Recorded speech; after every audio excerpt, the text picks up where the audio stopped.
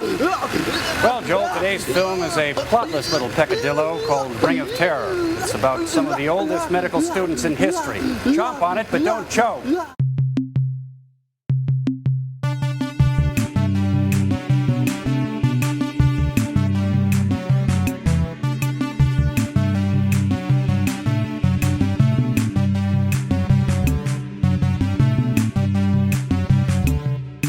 Time we watch season 2 episode 6 Ring of Terror, in which very old med students wait for fresh young cadavers. But first, some follow-up. I haven't edited the last episode as we record this, so there's no follow-up about that yet.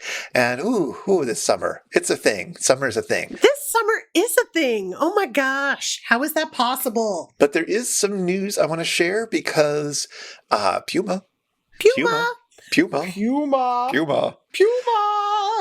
Man, or Puma Man, or however you like to say it, it was remastered, and they just released it on the Gizmoplex last night. The classic Season 9 episode that we talked about a while back has been spiffed up with a better print, put into a widescreen format, and even the host segments have been airbrushed a bit, it looks like.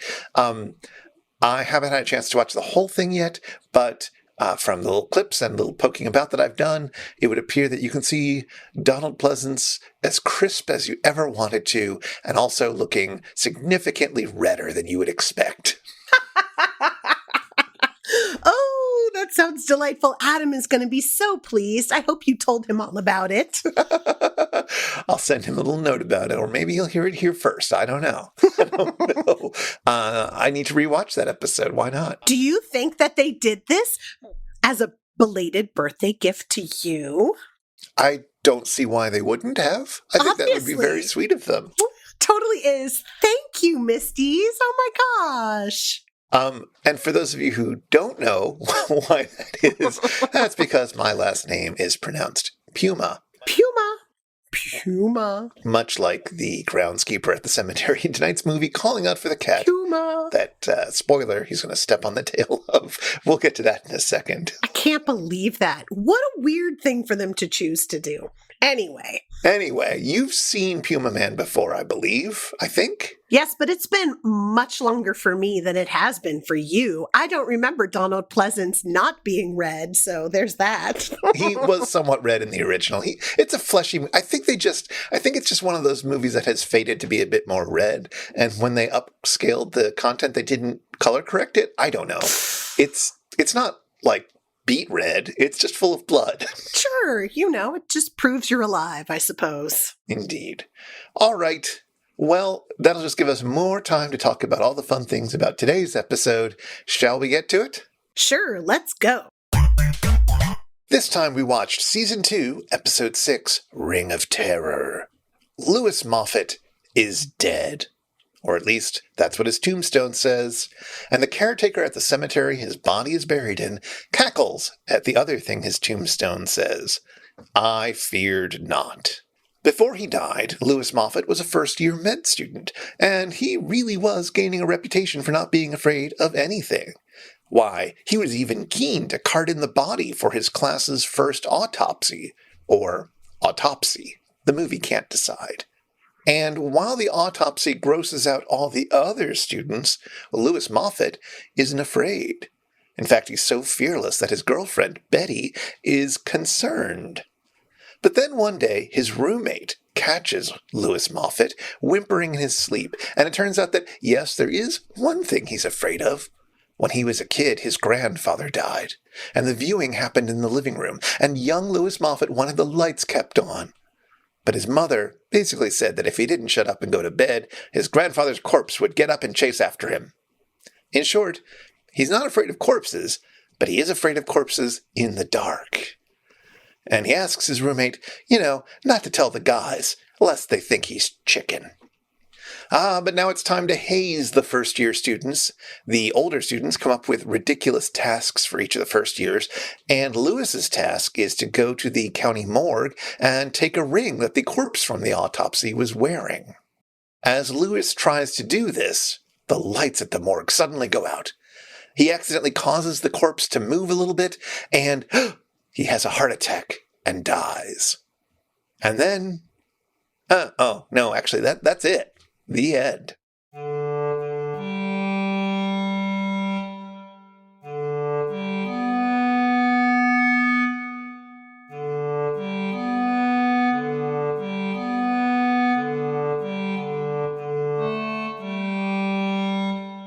Meanwhile, on the satellite of love, did you ever wondered what happens when the movie sign is called? How Joel and the bots get into the theater while we're led through a series of doors? I mean, it just looks like they fall out of the way. Well, I know it's just a show and all, but this episode starts out with a peek behind the curtain. We may never know how Joel eats and breathes or other science facts, but we now know Joel jumps through a chute just to the right of the door to get into the theater. And we know because the bots trick Joel with a fake movie sign, and we watch him take the leap, only to return and tell the bots he's glad he programmed them for some good-natured ribbing. Invention exchange time. Both our intrepid hero and the Mads have been inspired by board games. The Mads create a life-size version of Operation, where the smallest mistake punishes the patient doubly by losing a precious body part and getting an electric shock. Ah! Bonk! Thank you. There isn't enough nitrous to make that a worthwhile game. Joel makes a pinball machine out of his own body. Using some barium and blacklight, Joel's insides light up like a rave. Joel swallows a pinballus, and we watch as his kidneys bounce it about his digestive system, and the points rack up. It's a little unsanitary to use the same ball again, though. Yuck. Back from the movie, and inspired by the advanced age of the actors at this med school, Joel and the bots encourage us to try out the old school, a place where life and learning really do begin after 40, or maybe after 60. Take a college-level course in blue rinses. I think I might major in hip replacement. And I can't wait to see the lecture series lined up this term, though of the list given in this 1990 episode, only Garrett Morris is still with us, proving that the old school isn't nearly as old as it used to be. Intermission time. Joel teaches the bots about robot anatomy by dissecting a Hoover. I need to mention the upholstery attachment is always the first thing I lose from my vacuum cleaner, so it is amazing that this is the one thing Mr. Hoover kept. The bots show obvious discomfort, and ultimately GPC groans, "Richard Basehart," and faints first. Movie's done, and Joel asks the bots to tell him a good thing about the movie for a delicious ram chip. The best the bots can do is to name a bunch of things that would have made the movie worse, but were thankfully absent from the viewing. So Joel gets the ram chip for naming the best thing of all: the movie was short. But the Mads aren't done with us yet. No! There's a short after the movie. Joel and the bots throw tiny tantrums, but are forced into movie sign. It's really a shame Joel can't control when the movies begin or end anymore. Finally, at last, the movie is done, the short is done, and we can walk away from the Ring of Terror and the Phantom Creeps. Or rather, we can be driven away. Thank you, Frank, for bringing around the car, and for the serenade. If chauffeurs ruled the world, it's what I'd like to see. What do you think, sirs? A short. After the movie. Fine. It's time for Phantom Creeps, Part 3. I'm going to be blunt. It's very hard to tell what's going on in this short. Bela Lugosi is still the inventor, Dr. Zorka, who's invented a belt of invisibility and a giant robot with a real fun face and these robot spider things that explode. And Dr. Mallory, who used to be Dr. Zorka's partner, wants Dr. Zorka to turn over his inventions to the U.S. government, which apparently makes Mallory the good guy. Zorka has an assistant/chauffeur, Monk, who tries to break free from Zorka's control. And in this episode, whichever good guy nearly died at the end of the last episode turns out to have actually survived. And the good guys realize that Zorka maybe isn't dead after all. And then the good guys capture Monk, but then at the end he escapes and or people die. I don't know. I don't care. This is as far as MST3K went with the Phantom Creep serial. So effectively, this dull cliffhanger is the end.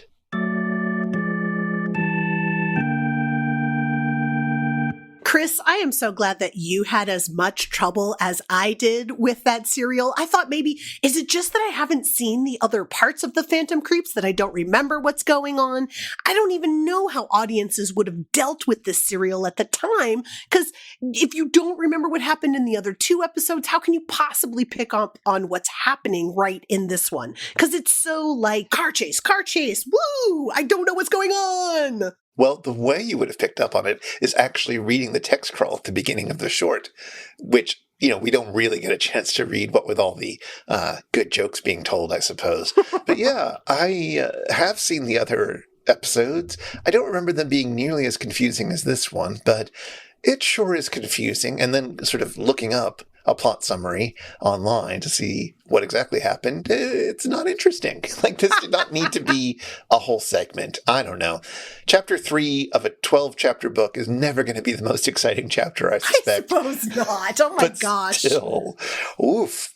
Also, it didn't help that this short, as well as the movie, were incredibly difficult to watch because there was almost no contrast or distinction. They were just gray slabs of film. Oh, totally muddy. It was so difficult. I agree. I mean, I guess the Ring of Terror was sort of blue rinsed a little bit. So that was kind of nice. But in the Amazing Colossal Episode Guide, Mary Jo writes, you can barely hear or see this movie. Sometimes it's so dark you can't even see the silhouettes. Watching this movie was like sitting in a sauna with a chain smoker. Go, Mary Jo. Exactly.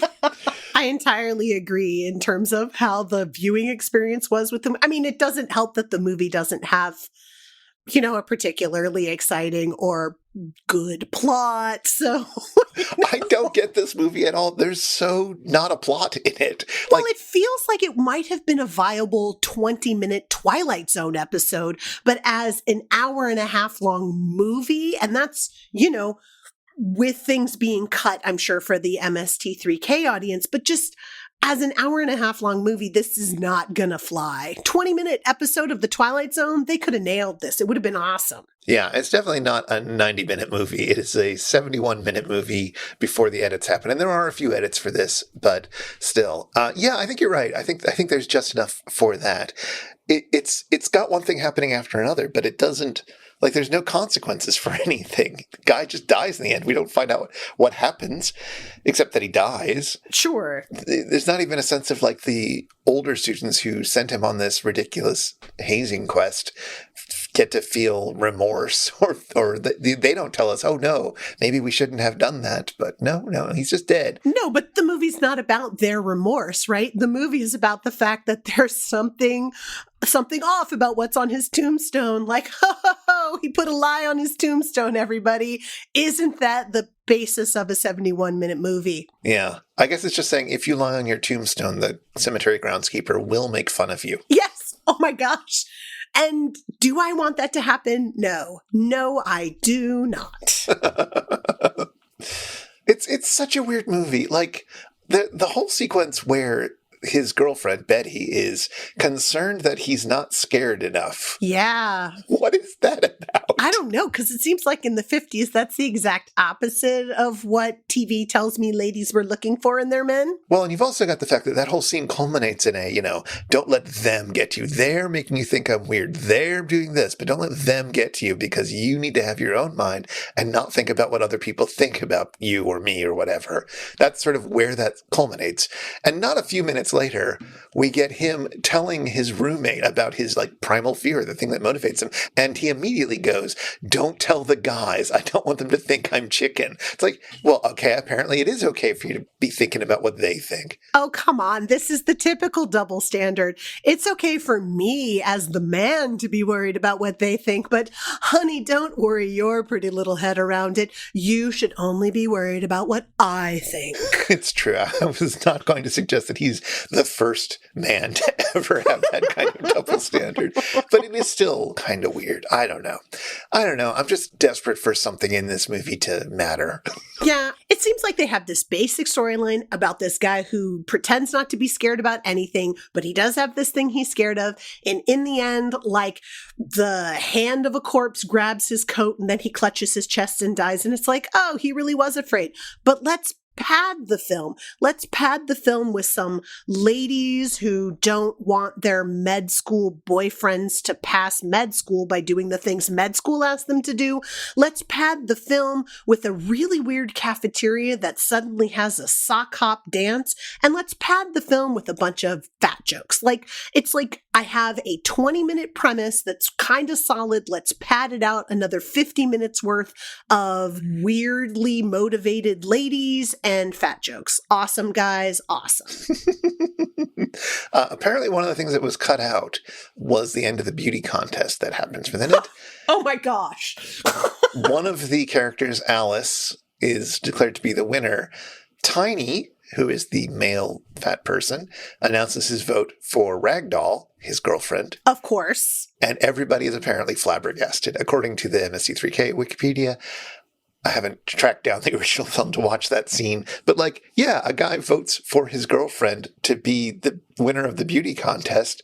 That doesn't seem terribly surprising. No, not at all. But I guess that's just another instance of the film mocking the fat people, which is ridiculous because again, as Joel says, at least they seem to be really into each other and they don't particularly care what other people are saying about their bodies. Yeah, no, that's certainly true. And it is unfortunate that Joel and the bots also make a few riffs at the expense of their bodies, at least at first.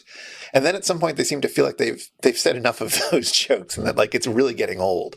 And then they scold the movie. Yeah, but it does take about an hour of the movie before they're willing to let the fat jokes go too. Exactly. And maybe it's just that the movie takes it too far. I mean, the movie is really putting in several minutes of just like these two fat people are dancing and the skinny people are laughing at them. These two fat people are eating food and the skinny people are laughing at them. It's like, really? This is what we're padding the film with, people? You got to be kidding me. It's the one joke it's got. Is it? Is it the one joke? Okay, I'm trying to think of another one. You're right. It doesn't have, other than stepping on cats' tails. Is that a joke? It's got that one guy who says all sorts of ridiculous slang things and puts on and does accents. all of the accents and is like making ethnic slurs. Yep. Yeah. Okay, there's a joke. Great. Yeah. Great. Such a movie. Such a movie. Hey, Charlotte. Hey, Chris. So they make a lot of jokes about the students in this film being very old. That's true. They do. Did you agree with their assessment that these characters seemed rather old to be first-year med students? I have to say, when I watched this in 1990, I think I absolutely would have been on board with them. My goodness, these people look old. They look as old as my parents. And now I'm as old as those people in the film, maybe even older. So perhaps I am no longer of the same opinion. I don't know. Well, how old do you think a first-year med student would be? Typically. I mean, people live different lives and all, but... Absolutely. So I would think, a typical med student is going to have to at least have a bachelor's degree. So a typical med student's got to be at least 21 years old. And I don't know if there's something between a bachelor's degree and beginning med school that somebody needs to do, but I would put it in that, 21 to 25 range. Yep. Well, the American Association of Medical Colleges say the average age of a first-year medical student is 24. Oh, look at that. I gave a range, and that's why I could be right. Yeah, well, you'd be close enough, certainly. So we don't have the ages of all the actors in this film. In fact, we don't have the ages for most of them because most of them did not do much else in Hollywood. And so we haven't been able to track down that information, or at least IMDb hasn't. And I also tried a little bit and didn't get very far. But of course, I only spent, an hour on this, I'll admit. So I don't have the ages for everyone, but I do have the ages for a few people. Okay. So let's think for a moment about Lewis, our main character. Okay. How old do you think George Mather, who played Lewis Moffat, was when this film came out in 1961? Oh my goodness. All right. So in my mind, I'm trying to call up a picture of him. And this is so hard because, of course, Hollywood making movies is always trying to convince me that people who are in their late 20s are actually 15. So it's really hard. It's really hard for me to think about a film and know how old somebody is in real life. I don't think I'd put him super old, though. Maybe like 36. Well, he was 41. Oh my goodness. That's older than I would have put him. It's totally older than I would have put him. I mean, maybe the muddy black and white just masks a lot of what's happening in his face that would have helped me to know how old he was. Yeah, that's a 41-year-old who could pass for in his early 20s back in the day. That's what a baby face looked like back then. Yeah. Because, okay. we all know that people in the 50s and 60s just looked older, or at least look older to our eyes now. Sure. So you have to take that into consideration as well. Last episode, we did a familiar faces segment. I'm going to do a little bit of unfamiliar faces for this one because George Mather did not do a lot of interesting acting work, but he did do some behind-the-scenes work later in his life, even later in his life than this movie. Oh, well. Most notably, he did special effects for a few films. That sounds exciting. Yeah. One of the movies that he did special effects for was a little film. You may have seen this one. It's called Star Wars. Oh, I don't know. I mean, I may have heard of that. Oh my God. Really? Seriously? Yep. He then was a production supervisor for a company that did visual effects for movies, including Ghostbusters and Poltergeist 2. Ooh, that's pretty cool. I also appreciate in Ghostbusters all of the ghosts being just a stream in the clouds around New York City.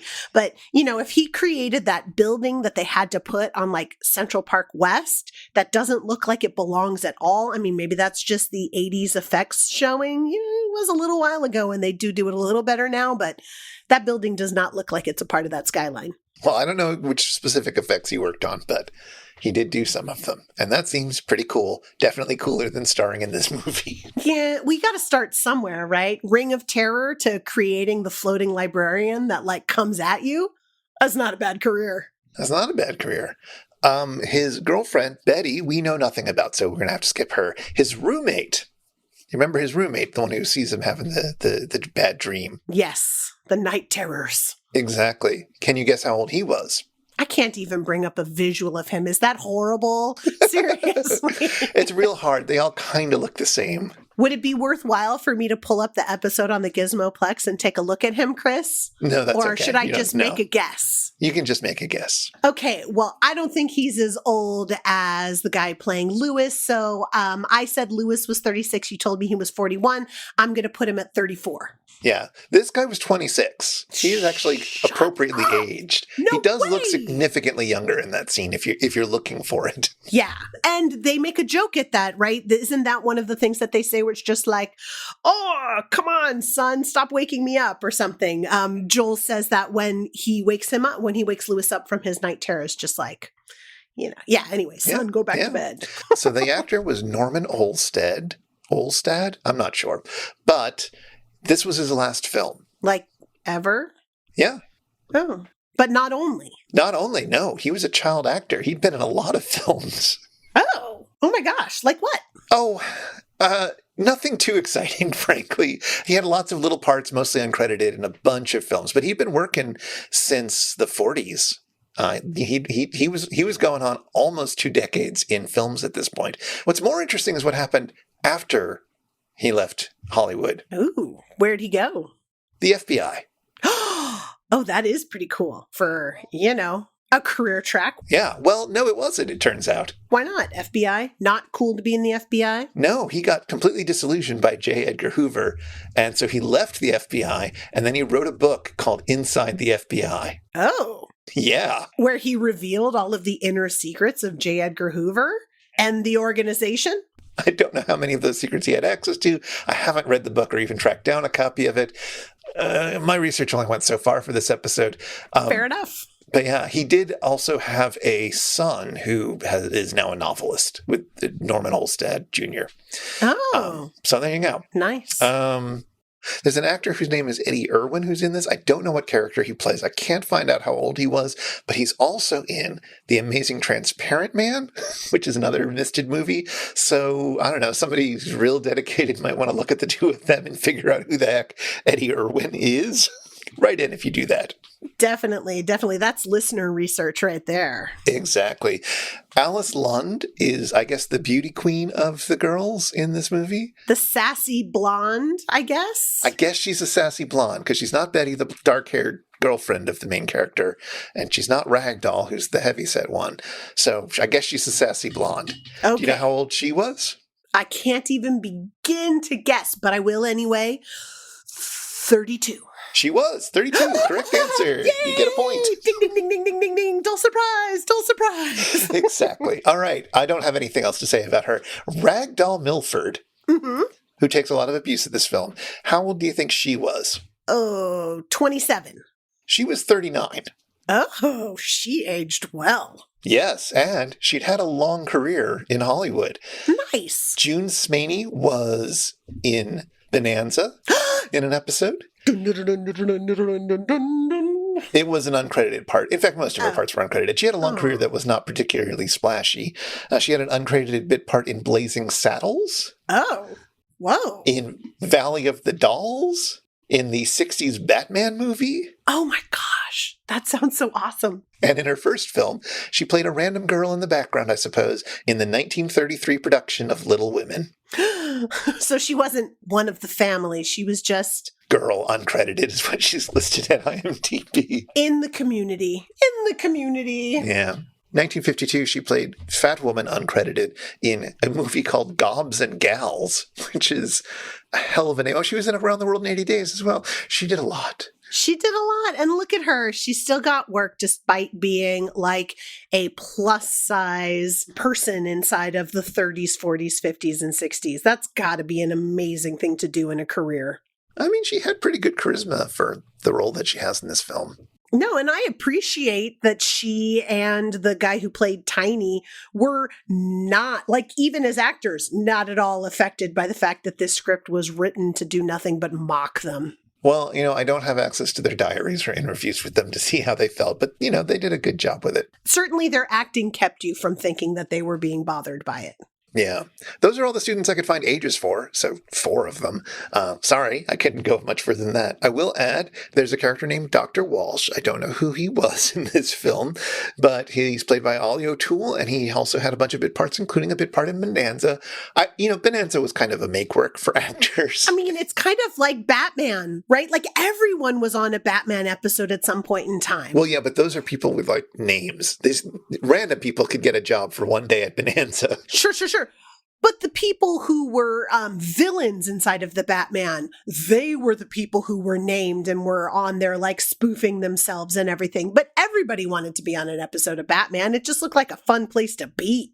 Well, that's certainly true. And if you're on Bonanza, you get a trip to Lake Tahoe. How bad could that be? Come on. I'd do an episode of Bonanza just to go to Lake Tahoe. Anyway, that is the ages and unfamiliar faces portion of the program. Let us move on. Now, Charlotte, this is a movie all about fear. It's true. Or terror. Things that make us afraid. And I ask this not to use this against you someday, but is there anything you're afraid of? I mean, there are tons of things I'm afraid of, I'm Well, sure. I mean, sort of extra afraid of or, phobic about. Sure. I mean, Certainly, there are things that cause me anxiety, but things that I think I have an irrational fear of to that level, heights would probably be the one for me. I find it really hard to be at the edge of something overlooking a really, high height and not feel like I'm going to pass out. So, I don't know. What about you? Well, I also have that fear of heights. But I have another thing that I'm a bit phobic of that recent events have underlined for me, which is to say, and I apologize, listeners, this could get a little gruesome for some of you. The other day, I woke up and went to the bathroom, and there was a dead bird in the toilet. What? Yeah.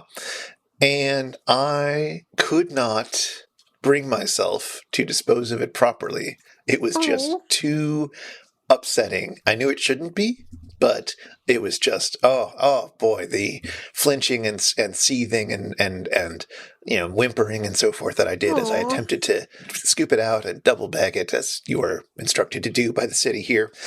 Oh, it was real bad. I had to go on to Facebook and ask around to see if anybody would be willing to come over. And thankfully, a good friend was exactly the sort of person you want to have come over at this kind of moment. Yes. So it worked out in the end. But oh boy, I was upset by it.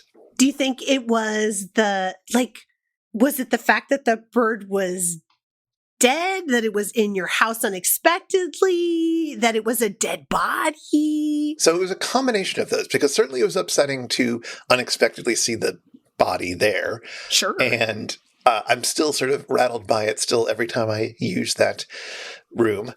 I'm sort of remembering that it was there and sort of jumping up and being like, oh God, is it back? Is it back? Is there another one? Oh no. Which there isn't. And, I've lived here for like 6 years now. And then this is the first time that's happened. I think that will calm down over time. But it is definitely the fact that there was a dead body that I had to dispose of. My previous cat in one of my previous living locations killed a mouse and left it under the dresser, basically. Ooh. How long did it take you to find? I don't remember this. Well, you were pregnant at the time. I might not have bothered you about it. Fair enough. But, pregnant people and dead things, it's sort of, ooh. I was also living in a different country by then, Sure, I was going to have you come over. It took me a little while because I could smell something was off, but I couldn't see it. And then I happened to be sitting in a chair that gave me just the right angle underneath it. And I saw it and I was like, oh, that explains it. And then somehow, I got out my little dustpan and again, flinching and screaming. Yeah, but at least in that situation, you can do something in order to grab it where you don't have to, in the toilet. Oh my gosh, you had to reach in and grab it. There weren't a whole bunch of tools you could use. Oh, no. I was attempting to use my spaghetti spoon for it. Oh. Which it was just a spare. It would fit perfectly well inside of it. So I had gloves on and everything. It was not an amateur hour, I guess, except that I was terrified of it. So yeah, It totally would have worked. And when my friend came over, they did it lickety-split and it was all done and fine. And that was great. But yeah, when I had to deal with the mouse similarly, it was just like, oh my word. I again was screaming. I was living in a basement apartment at the time, which had a window, and I was just sort of running to the window with it and flinging it out. It was only a few, feet away that I had to do it, but it took quite a lot of getting my gumption up, and I just couldn't do it this time. I don't know. So yeah, there's something about it. I don't know why. It's just irrational fear. So are you saying that the prank that they pulled, not the prank, because that was a hazing that happened, let's not diminish it and cause it a prank, but the hazing that our friend Lewis had to go through would totally have gotten you as well? Well, yeah, but I also didn't go to med school for a reason. Well, yes. Well, he went to med school and he's afraid of corpses in the dark. Well, I think he reasonably expected that most of his interactions with corpses in med school would be under lights. Fair enough. But yes, I didn't go to med school. How about you? No, I didn't go to med school either, it turns out. Turns out I'm not a doctor. I don't even play one on TV. Were you tempted to go to med school at some point? No, if I'm being truly honest, no. Although, I'm sure at some point in time, my parents, as all parents do, right, they're encouraging you to do the big name jobs, right? The doctor, the lawyer, those sorts of things. And yeah, I don't think I was ever tempted really to go to med school. Were you ever tempted? Not at all. Hell no. I knew what that would involve, and I had no interest in it. My mother went to nursing school when I was old enough to remember. I was 9 or 10 when she started. And, she was not as old as Lewis Moffat when she went to nursing school, but, she was a bit older, and that was fine. She was a non-traditional age. Yeah, well, yeah, exactly. Recently divorced woman with 2 kids, going to, working at night and going to school during the day and trying to give herself a better career. That was my mother. But I was old enough and certainly nerdly enough that I was able to sort of look through her books and, which sometimes I could use to help, quiz her if there was an answer key or something. I was good for that. I absolutely was good for asking trivia questions. Yeah, you're a good son. That's good. But it also meant that I could look through the books and see the terrible diseases that people would get. And there was a manual that she had that for the class where they had to dissect a cat. And I was just like, nope.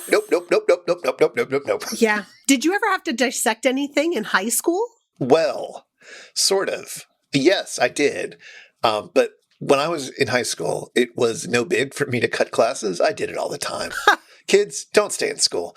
But naughty, you stop. Kids, stay in school. Cool things happen during dissections. Yeah. So what happened was I had a friend who really couldn't skip class that day. She was she hadn't played her cards right. And so she had run out of unexcused absences, or she would have gotten in deep trouble. And she was very nervous about the frog dissection. So I agreed to help her out. Basically, if you do most of the icky work, I will be there with you for moral support. And I did this by giving the frog a silly voice and making it making it very basically. I missed the occasion. Look at you! That's so good. It was upsetting, but not nearly as upsetting as later encounters with dead things would be. Partially because, again, I didn't have to deal with it. She was doing the dissection, as I recall. So I wasn't interacting with the thing. I was just watching. And that part doesn't upset me as much. Plus, frogs aren't bloody. So. Well, not frogs that you dissect in bio that's true. class, That's right? true. They've already processed them. Yeah. But this frog did have a weird goop inside it. I don't know whether that's what frog eggs look like inside of a mother frog, or if it was horrible cancer or something, but it had something inside it which none of the other frogs had that was very upsetting. I feel like you missed out on a teachable moment here, Chris. Totally your science teacher should have been over there looking at that and trying to figure out what it was with you. Yep, but that didn't happen. Well, so be it. Because it was just busy work. See, in my biology class, I got to dissect a frog. We got to dissect some sort of worm. And then because I grew up in the San Francisco area, my biology teacher had an in with some of the fishermen inside of the San Francisco Bay. And when they were fishing, sometimes they would catch the small tiger sharks that were sometimes in the bay. And, there was nothing that could be done, right? When they were caught inside of the net and they were pulled up with all of the fish that had been brought in, these tiger sharks were there and died, just like the fish did. And they would be given out to biology classes inside of the area so that people could dissect tiger sharks. So I got to dissect a tiger shark in high school, and that was amazing. So different than dissecting a frog. I assume they didn't have enough tiger sharks for everyone, that the whole class went on one or something. I gotta say, I can't remember, but I remember actually being able to do some of the dissection. So maybe they had us in larger groups than just 2 people, but she certainly had multiple tiger sharks for the class. So, Dang. Yeah, I know. Right? Although now, I teach at a high school and they do things like dissect cow eyeballs. Right. And fetal pigs. And I never had to do that. Right. And that kind of, the fetal pig thing kind of squidges me out. I'm and eyeballs. Yeah, I think we had one of those, but I skipped that day. Well, that might have been a good choice. Cutting into an eyeball. I mean, even just thinking about the laser eye surgery is kind of me out a little bit. I don't know about you. I don't regret a single class that I cut in high school. Aww. Hey everybody, it's time for the Shallow 13. It's time for the Shallow 13. 13 quick incisions into today's experiment, Ring of Terror. Go, Charlotte, go! Ring of Terror was director Clark L. Palow's only feature film, but he was an assistant director for a whole boatload of films, including Season 11's The Time Travelers, as well as being a unit production manager for Close Encounters of the Third Kind. So he wasn't driven out of Hollywood for this one. At the beginning of the movie, Tom reads out a review. Ring of Terror, 1962, bomb. Directed Clark Palow, starring George Mather, Esther First, Austin Green, Joseph Conway. A medical student must confront a corpse as a fraternity initiation prank in this low-budget loser. Can we go then? This review was written by movie critic Leonard Maltin, and it can be found in his 1987 Guide to TV Movies and Video. Yep, the same book that gave Laser Blast 2.5 stars. A mourner walks by during the opening funeral procession, and Joel quips, The Funeral by Henry Gibson. Henry Gibson was a regular on 60s sketch show Laugh-In, and he had a recurring bit where he'd walk out and recite a sing-song poem, which he would introduce with a simple title and the attribution, by Henry Gibson. When our creepy groundskeeper introduces the film, we get this moment. Let me invite you for a stroll down Graveyard Lane. Oh, it's Joe Franklin. Where beauty and love. Joe Franklin basically invented the talk show, but don't hold that against him. Franklin would have the usual celebrities and politicians on his show, but he also had a real love for everyday people with interesting, or sometimes not so interesting jobs, and other accomplishments. His show ran from 1951 to 1993, and he kept broadcasting on radio until his death in 2015. The groundskeeper steps on a cat's tail. Boo! Oh, that's nice. I'm calling Betty White. In addition to all the other great things about Betty White, she was a noted animal advocate. Her interest in this began in the early 70s when she hosted a show called The Pet Set about celebrities and their pets, which is just a weird concept for a TV show. Link in the show notes to a clip of Betty White interviewing I Was a Teenage Werewolf's Michael Landon about his pet poodle Joey. Louis Moffat invites Betty to hang out with a gang in the cafeteria. Well, the gang have gone down to the cafeteria. Would you like to join them? For some wilding? Yeah. Oh, crow. Okay, content warning for the next 2 minutes, let's say. All right. Wilding is a term that emerged out of the discourse around the 1989 Central Park jogger sexual assault case. Basically, a woman was jogging in New York's Central Park and was sexually assaulted. 5 young Black and Latino men were convicted of the crime and served up to 12 years. All were eventually found innocent after someone else confessed to the crime. Wilding was the term that the cops used for what these young men were allegedly doing in the park, out looking for a wild and violent night out. Cops claimed this was a term they'd heard from the suspects, but this claim was highly disputed. Perhaps the cops heard them talk about doing the wild thing a la Tone Loc? Perhaps they just made it up? Who can say? The term and the case began life as a symbol of everything that was wrong with American interracial relations and with New York City's rampant crime rates. After the suspects were shown to be innocent, it became a symbol of racial profiling and discrimination in the justice system and in news reporting. This episode of MST3K came out long before the suspects were shown to be innocent. I don't know, Crow, this joke just hits different now. Let's move on to something lighter. When some food arrives for Tiny and Ragdoll, Tom quips, These are baked yams. Miss Karen Finley sent them over. Karen Finley is a performance artist and one of the NEA 4, artists whose controversial work Senator Jesse Helms tried to use to cut all the funding to the National Endowments for the Arts in the late 80s. One of Finley's most notorious performances involved inserting yams into her most intimate root cellar. As Louis Moffat recounts what his mother did to him as a child that made him so afraid of dead bodies in the dark, we get this. And she told me if I didn't stop, my grandfather'd get up and give me a licking. And then she kept putting up posters of Bruno Hauptmann. She left me. Crow, I swear to God. Okay. Bruno Hauptmann was the guy who was convicted of kidnapping and murdering Charles Lindbergh's baby. Did he actually do it? Well, historians are divided.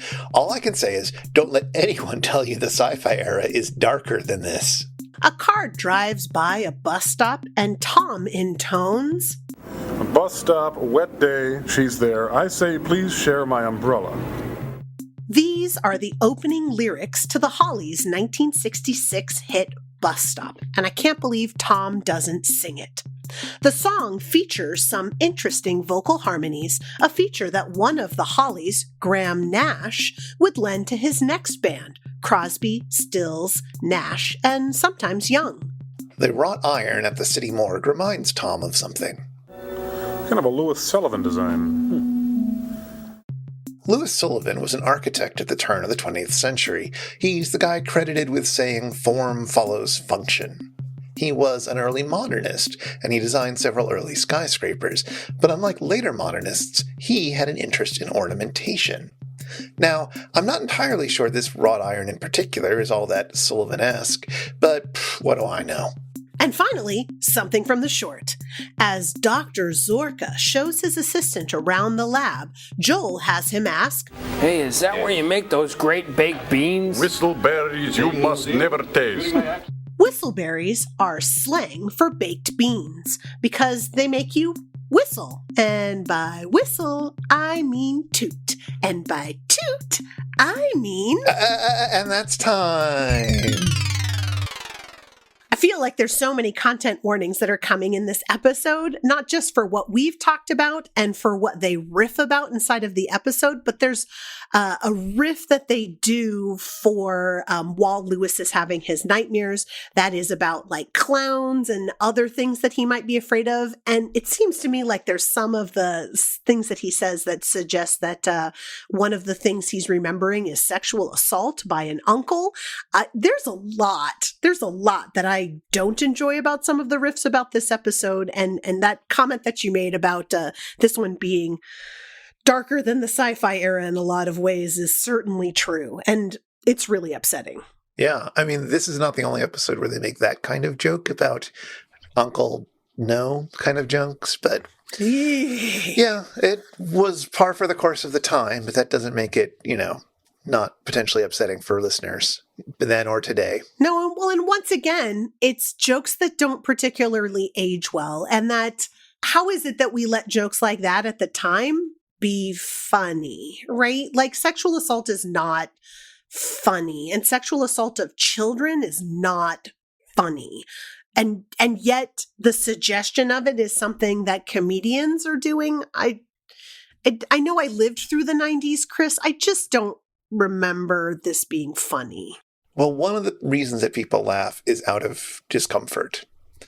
And so there can be situations in which people deal with uncomfortable topics by laughing about them. That's true. And this can be done in healthy and shared ways, and it can be done in culturally understood ways that I don't necessarily want to say that that's what's going on here per se, but we do laugh about things that I feel like there have been several tragic Shallow 13s that I've sort of giggled my way through because I was so uncomfortable with what I was talking about. No, it's true. That's not the same as feeling it's okay to make sexual assault jokes, but it moves with culture, how that's going to be heard and understood.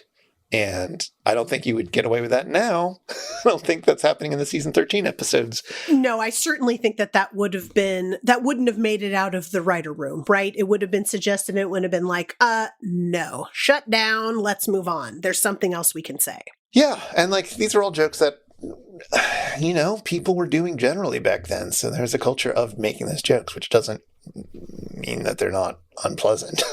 No, well, and I mean, again, at the time, if they were acceptable, I guess I'm happy that we're thinking a little bit more critically about the jokes that we're making now, and trying not to make them at the expense of others. But it is a really hard line to walk. I certainly note that. And I think it's also very possible to watch something like this critically and thinking about that and enjoy it. I still like this episode, even though there's a lot of things in it that are not great. From that point of view, especially. But there's still a lot that I really love. And I would also understand if anybody was like, actually, I really hate this episode because of the problematic content. Like, I get it. You don't have to like it. And that's fine. I will report back to you about what's good about it if that's the thing you want to hear. But you don't have to sit through this just because I enjoy it. And just because I enjoy it doesn't mean I'm signing off on everything it does. Yeah, agreed. I mean, certainly as far as even when they're talking about invisibility, because I know invisibility is something that we were thinking about talking about. Even when they're talking about invisibility, they're talking about what they're then going to do with the invisibility, which always involves going and, peering in on naked ladies without their consent. Yeah. So, fun invisibility jokes. Yes. But that, was absolutely the state of the culture at the time, right? Like, sure, coming out of the 80s. Yeah. Look at 80s teen sex comedies in which the goal for the men is to see women naked without them realizing it, right? Like, Yep. And that's seen as an unproblematically good thing, as far as I can tell. But again, I don't really watch these films, so maybe I'm wrong. Maybe they can get more complicated than that sometimes. I don't know. But that was certainly the impression that I got, and certainly the impression that I got from a lot of media as I was growing up. Like, it took a while for that to be something that I questioned. Well, and certainly, speaking as a female, it is certainly one of the things that when you are in a public space and you have to change clothes, it's never outside of your mind that there might be somebody looking. Yeah. It just isn't. I have changed inside of public area, not outdoors, but, inside of locker rooms and things like that, and still felt the need, even though this was a space that was supposed to be, gender specific and supposed to be a safe place in order to disrobe, and just been like, I can't. I have to cover up with a towel inside of the private space, inside of the room that is women only, and still be covering up my body because there might be somebody peering in. And it's just one of those things that's ingrained inside of you from watching all of this kind of content, that you just always have to be aware that somebody is watching, or possibly could be. And they shouldn't be. Well, and there's also, God, this is getting complicated, but there's also the fact that, I feel this too, this sort of body shame, that it is a problem if somebody sees something. And partially it can be a problem because there's a weird power that we give to people who have seen other people naked. But also there's just sort of a general sense of well, don't let them see you naked. So the idea of the invisibility ring, the power to have that, whether it's, Dr. Zarka's or the Gemini Man, the one from Riding with Death that we did a couple episodes ago. The dream for me now is to do it in a change room so I can get more comfortable with being naked, but at first invisible around other people. That, maybe at some point I would be less self-conscious about that sort of thing, so that I could, I was in Iceland once, and there was a natural hot spring that you go to, and there, because it's natural water, they don't add any chemicals to it. So in order to keep it clean, they have to make sure you wash yourself real good before going in. Mm-hmm. And that means these sort of communal, everybody sees each other. I believe they're gender segregated, but still everybody sees each other spaces of washing, and sort of a kind of panopticon of making sure that you really, especially tourists who are not accustomed to this cultural practice, really get in there and clean up the important parts. And I was super uncomfortable with the notion of that. So I didn't even go to these hot springs. My husband was a bit awkward about it, but quickly, he's much more self-assured and body positive than I am. So he was fine with it and quickly learned to love it, and did it the entire time we were in Iceland, every day. So I don't know. I feel like he's sort of in the right there, and I'm frustrated with the way that nudity plays out in the culture that I grew up in, but I'm old and I don't have a ring of invisibility. I'm older than Louis Moffat now. I'm that old. Oh, yeah. But also when we're talking about body positivity and about this shame of being naked or of other people seeing your body, there is this idea that we have to protect our nakedness, but then there's also this sense of, if you are not a conventionally skinny or attractive person, you're going to be mocked whether you're naked or not. Just look at our couple of Tiny and Ragdoll inside of this movie. There is no point in time where either of them are naked at all, and yet their bodies are mocked the entire time. So mocking bodies, you don't have to be naked to be mocked. So I don't know. There's a viewer thing happening with invisibility that is certainly going to cause some discomfort. And then you also have like this extra added fun layer of body shaming that we've internalized to differing extents. Like, isn't society fun? Society's fun, Chris. This is awesome.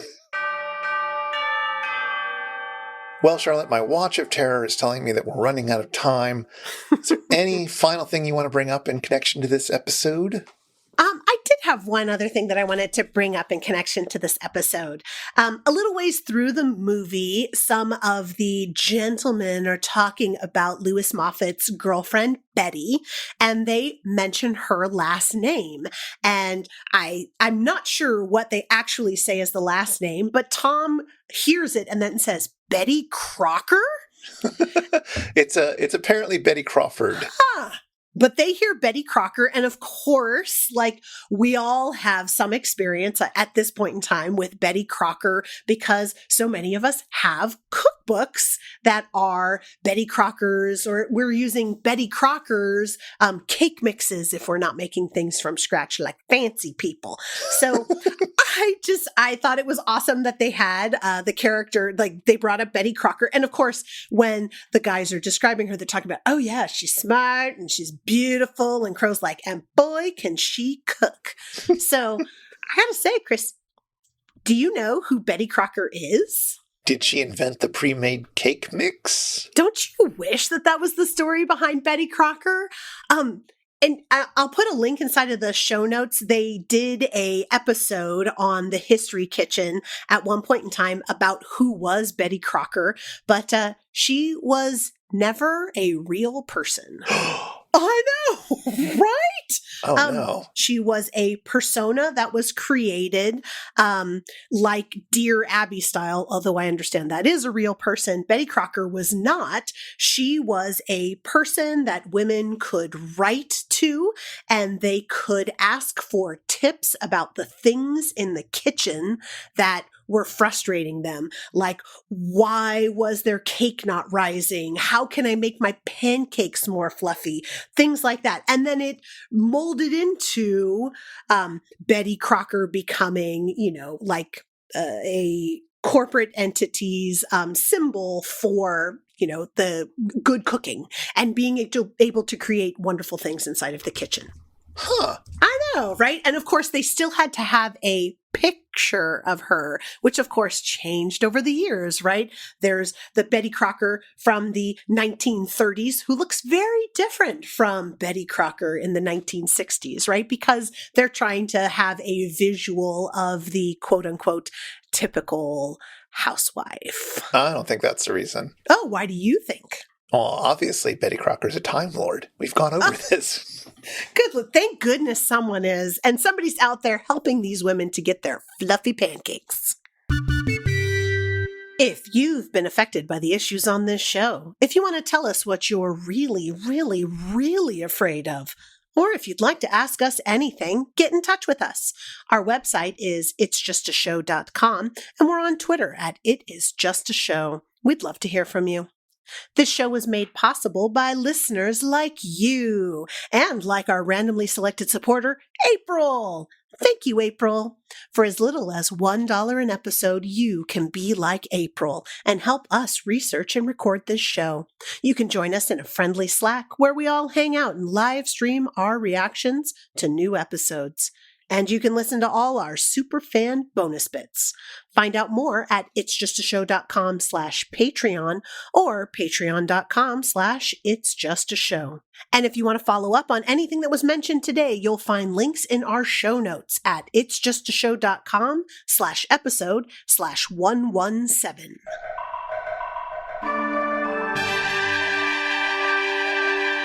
Well, Chris, I can't imagine what else could follow a Ring of Terror. What are we watching next? Well, we've got a special holiday coming up. Once again, it's time to celebrate Labor Day with the original Dodeca laborer, Hercules. And we only have one more Hercules episode left, unless they get around to recording a new one soon. So we're finally going to be looking at the OG Hercules. Season 5, Episode 2, Hercules, with Steve Reeves. Oh, that's what I was just going to ask, is if this was a Steve Reeves episode. Is this going to be the one where Mike is all like hulked out inside of one of the blue jumpsuits and dressed as Steve Reeves? I think that's the other Steve Reeves one. Aww. Well, I'm going to enjoy it anyway. Excellent. But until then...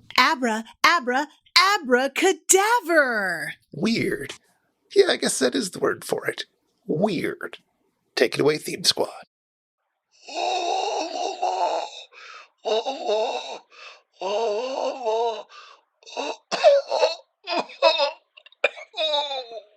The Night Terrors.